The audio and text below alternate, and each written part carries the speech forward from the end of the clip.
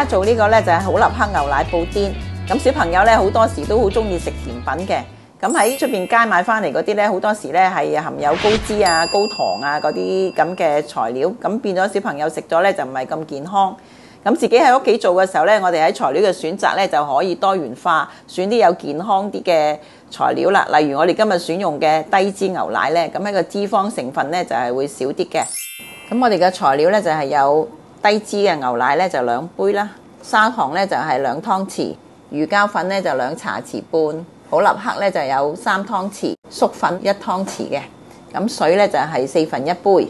咁我哋嘅做法呢，就係先將呢個牛奶呢就煲滾佢，咁將其他嘅材料呢就混合埋一齊，將個粟粉啦、砂糖啦，同埋我哋嗰個嘅好立克呢，就將佢呢就係先呢就撈勻咗佢先。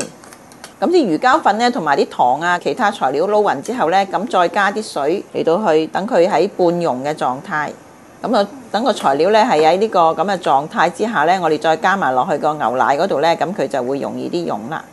咁啊，效果呢就會又快又容易。咁我哋撈勻咗之後呢，我哋就放埋落去個牛奶嗰度呢，就一路咁煮。咁我哋呢就要好小心啦，因為牛奶呢就會好容易滾瀉嘅。咁所以呢，我哋就一路攪住佢，睇住個火，免至佢呢就滾瀉出嚟。咁啲魚膠粉啊、好立克啊同埋糖呢就好容易溶晒啦。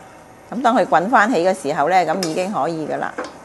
好啦，咁當我哋呢見到啲材料呢已經完全溶咗，啲奶呢又滾咗啦，咁我哋就可以熄火噶啦。咁再攤凍呢，我哋就可以放入去個雪櫃。咁我哋可以雪4個鐘頭呢，就可以變做一款好美味嘅甜品啦。